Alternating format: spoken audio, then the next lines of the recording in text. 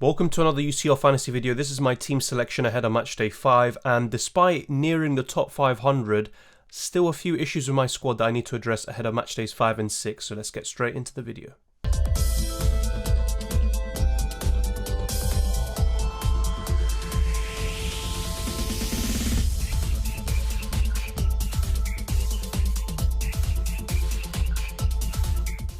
So as you can see on the left hand side of your screen, I scored 102 points in Matchday 4 and I've got 364 points overall, and my overall rank is 567. So it's the best rank I've ever been in UCL Fantasy, and I did finish around 2,000 to 3,000 last season. So I'm very happy with the start, and Matchday 1 wasn't actually the greatest. I think I scored 58 points in that matchday, but since using my chips and then going into Matchday 4, carrying over my wildcard, I've been doing very well since then, and only just the once, I think in Matchday 3, where I scored 98 points, but very consistently around the 100 point mark, and more consistency is needed to get the ranks that I want. So looking at my team for Matchday 4 and doing a brief summary, so my strikers did very well. Lewandowski as my captain. I mean, he just had an incredible game, and I think he missed a penalty in that same match, but doesn't matter. He still scored a hat-trick and even got assisted by Manuel Neuer.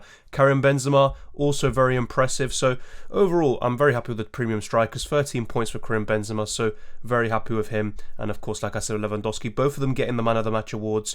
And Bayern were facing a pretty decent Benfica side on the day. And then we've got Alvarez, who...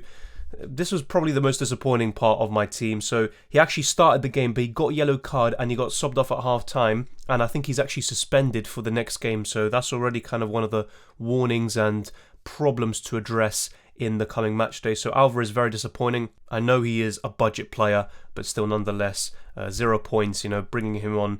Lost out just slightly, even though, to be honest, the rest did blank. And then we got Leroy Sané, yet another double-digit return from him, and didn't match Lewandowski quite this time, and I was considering going with the German winger over Lewandowski, but in the end I saw Lewandowski's form in the Bundesliga prior to that game and I went with the striker, but Leroy Sané still a very healthy return. And then we've got Salah. I actually brought him in and I made 2 transfers here, and I actually would have hit the 100 point mark if I had stayed with the players I had originally. So I had Foden, and I also made another transfer elsewhere to facilitate the Phil Foden move.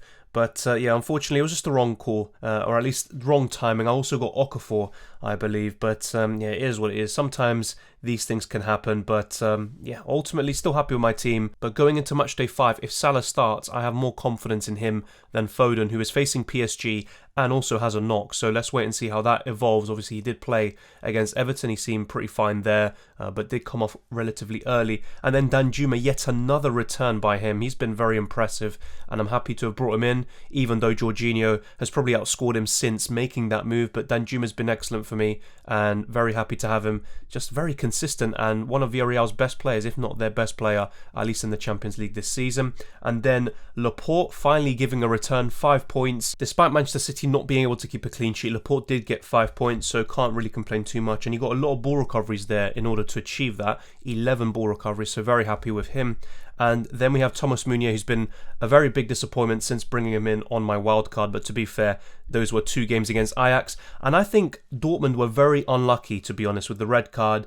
And I think they actually could have, with 11 men, they could have actually kept the clean sheet and beaten Ajax. So that is a bit of a shame, to be honest. But Thomas Meunier has been a big disappointment nonetheless. And Azpilicueta has continued to start, but I am worried that going into the Juventus and Zenit games, where Chelsea need to win at least one of them to progress, and well, they should be fine anyway. Zenit are a long way away, but hopefully Azpilicueta can maintain that starting berth, but otherwise it could be Reece James playing as the right wing back and different centre backs instead of the Spaniard, which would be a big shame because he has been very good in the Champions League so far and offers great value. He started at 5 million, remember, and I think he's been one of the best defenders to own. So hopefully he continues to start, but I'm not so sure about him. And then we have João Cancelo, who, to be honest, I don't mind keeping him for the remaining 2 games, despite how difficult they are on paper, because he offers such great value. He can get a lot of ball recoveries, assists, goals, and at the moment he's just getting so many attacking returns. So very happy to keep him, despite his hefty price tag and some tough fixtures coming up. But having double Man City, defence against PSG and Leipzig, not really ideal, to be honest. Then you have Azpilicueta, who could lose his spot. Thomas Meunier is underperforming, and many more. Niklas Süle as well. I think he's ill, so he could actually miss out in Matchday 5. and he also got dropped in matchday 4. So a lot of issues with my defence, as you can see here, despite how strong it looked from the beginning of the season and in matchday 3 when I played my wildcard. So hopefully that defence is resolved, but there's a lot of question marks, and that could cost me heading into matchday 5. Now looking at the goalkeepers, Mendy with yet another clean sheet, nothing really to write home about, just the 6 points, and yeah, they didn't even make any saves to be honest. But with Mendy and Ederson, they're not really going to make too many saves often. In the Premier League, Mendy has been getting some bonus points due to the amount of saves he's making, but it hasn't really translated to the Champions League so far. And then Destanoglu on my bench with 1 point, so I really need Mendy to start the remaining 2 games, not have Kepa come in, because otherwise that's yet another issue that I would have heading into matchday 6. But I think in matchday 5, facing Juventus and still with a Champions League qualification place on the line, I think that Mendy should start. But matchday 6 is the issue there with the goalkeepers. And then looking at the rest of my bench, so I already talked about Sula. He is looking like he's going to be ill and missing matchday 5, so that's going to be a big shame as well. And then we have Okafor, who I brought in, and to be honest, both him and Adeyemi, they both had chances to score in their game, and I think Adeyemi actually had a goal ruled out by VAR, so very disappointed with both of them. But I think on another day they both could have returned, and they are still offering great value. But I think the fact that I got in Okafor and Salah, and then I got rid of Bellingham and Foden, I think that was the wrong time, and obviously I could have made even more points and been closer to the 110 point mark in matchday 4. But overall, very happy. Just a few mistakes I made up due to timing, but I really wanted Salah, and ultimately I paid the price. But in matchday 5, looking strong in the midfield and attack, but Alvarez is suspended, I believe, and then you have the defence, so many issues there, so there's a lot to think about. So this is how I'm set up for matchday 5, and remember to have everyone playing on the 24th of November or on the Wednesday on your bench, and everyone who's playing on the Tuesday in your starting 11. Then you're able to make those manual substitutions I always bang on about. In terms of the captaincy, I'm going to keep it simple. Lewandowski will be my captain for the first day, and then if that fails, I'll probably move to Benzema or Mohamed Salah. It depends there. I'm not entirely settled on that, but happy to have a bit of a conundrum there in terms of the captaincy. But both of them very strong options, of course. But I think I'm going to keep it very simple. And on the 23rd, I'll just go with Lewandowski, and that's it. But let's wait and see.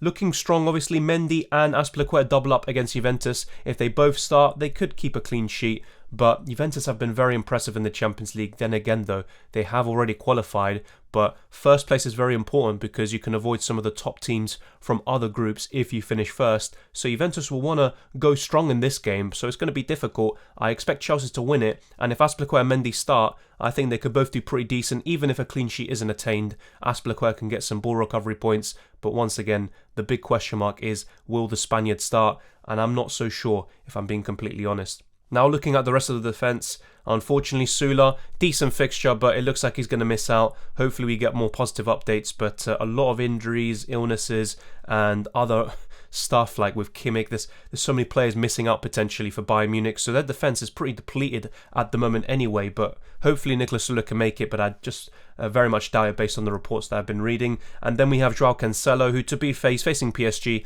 I don't expect a clean sheet, but City are at home and they are top of the group, and I think they could do okay anyway, and Cancelo can get something, but yeah, I think PSG will probably score in this game. So once again, the defence is looking very weak. Emerick Laporte as well, just not confident holding him, to be honest, and he was someone that I brought in on matchday 3 to take advantage of the Club Brugge fixtures, and ultimately it wasn't worth it, only 6 points, and yeah, that would have been fine for one matchday alone, but that was across 2 match days, and of course he could have actually gotten a clean sheet points in matchday 3 if he had come off just 4 minutes later, but you know, these things can happen sometimes. And then Thomas Meunier, another disappointment, but now he's facing the 2 teams where he hauled against in match days 1 and 2 respectively, so hopefully he can get some points. And to be honest, if I was in a position of strength, I would be getting rid of Meunier and trying to upgrade my defence and moving towards the clubs with much more solid defences, but unfortunately I'm not in a position at the moment to do that with Alvarez's suspension and also my defence looking pretty weak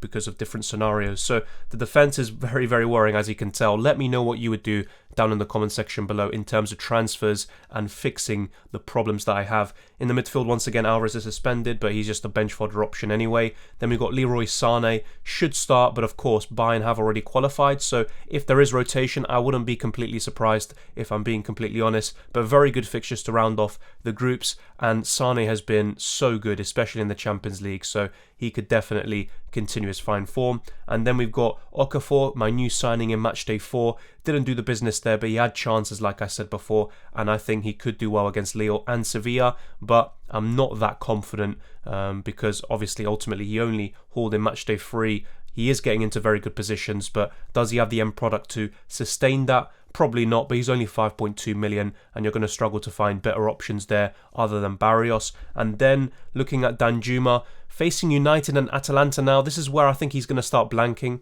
If United still had Oli, and of course they've been very poor defensively under the Norwegian manager, then I'd be very confident in Danjuma. But now I'm not as confident. But then again, it could be Michael Carrick taking charge, and he was part of the coaching staff under Ole Gunnar Solskjaer, so maybe not so much will change, at least in the immediate short term. But Danjuma and Villarreal, they have been decent, but yeah, I'm not as confident now as I was probably before the news about Oli. And then we have Mohamed Salah at home to Porto, and he did very well against them away from home, 16 points, and he can haul against anyone, and that's why I brought him in again at a Matchday 4. It didn't, turn out right in terms of the timing, but good fixtures remaining, and once again with Liverpool, they have already qualified, so the rotation that's about to come in Matchdays 5 and or 6 is going to be a big issue. It always happens in the Champions League, and these teams that have already wrapped up qualification and secured first spot, they are allowed that leverage to and luxury to just bench their best players. So that could happen with Salah as well.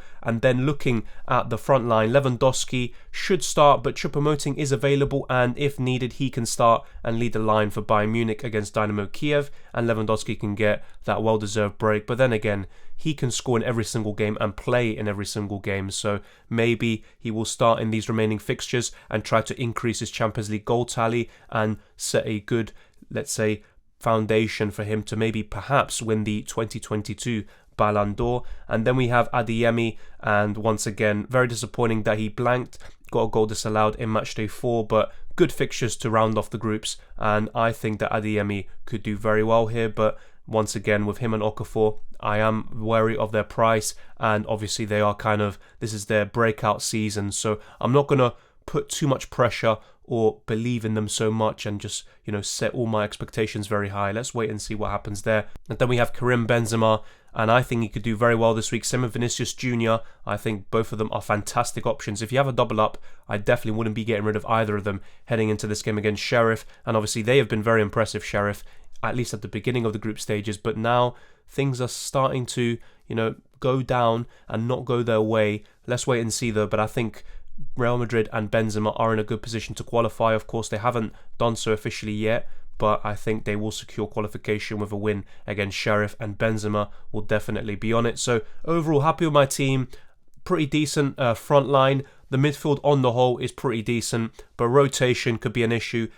Obviously, I have a suspension already, and my defence is looking very, very worrying due to different circumstances. So ultimately, despite such a great start over the first 4 match days, I'm not as confident heading into Matchday 5. So I'm going to be showing you my transfer plans in a second. And once again, if you have any suggestions, let me know down in the comment section below. So this is how we're looking, and I am looking to make 2 free transfers, and if Nicolas Sula, if it looks like he's going to miss out due to illness, I'll be bringing in Eder Militao in for Nicolas Sula, and the other transfer would be Mazzauri in for Laporte. But once again, I could actually get rid of Azpilicueta instead if we get maybe a notion that he's going to be dropped, because it gives me more money to work with, and maybe I could actually, instead of getting Mazzauri, who's another one who might not even start due to Ajax already qualifying, I can actually have more money in the bank to maybe get someone who still has something to play for and plays for a better defence than Ajax. So that's something I need to think about, but at the moment I am looking to address my defence first,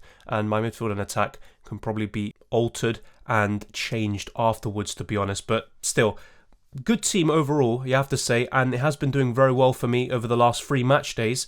But looking forward, of course, rotation's always going to be an issue in UCL Fantasy towards the end of the group stages, but very happy with this team. It's just hopefully that the defence, most of them can start, and these 2 free transfers can help me just navigate any more potential issues that I have. But once again, I encourage you all to leave feedback for my team, and if you haven't already, smash the like button and subscribe if you're new around here. But yeah, overall good team. Captaincy sorted, my substitutions and bench is pretty much sorted. I just need to make these 2 free transfers, of course, and I haven't made them yet. I might make them very late on, but for the time being, it is looking likely that I'll be making 1 or 2 free transfers, and both of them will be focused on my defense, which is my main area of concern. But thank you very much for watching. If you enjoyed it, like I said just now, smash the like button and subscribe if you're new around here. And thank you very much to everyone who's been supporting the channel with super chats, channel memberships. A very big shout out to all channel members, and just all the support in general, all the comments, feedback, and much support. You know, it's very much appreciated.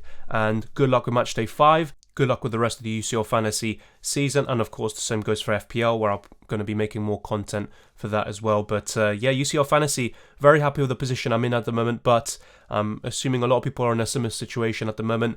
There are issues heading into the final few match days, and that's where the chips can come in very useful. If you haven't already, check out my best Limitless team video, which will be on screen right now. I think that will be very helpful to you. There'll also be a best wildcard team, and I think those chips can actually be very useful in the coming few weeks. So thank you very much for watching, and I'll see you next time.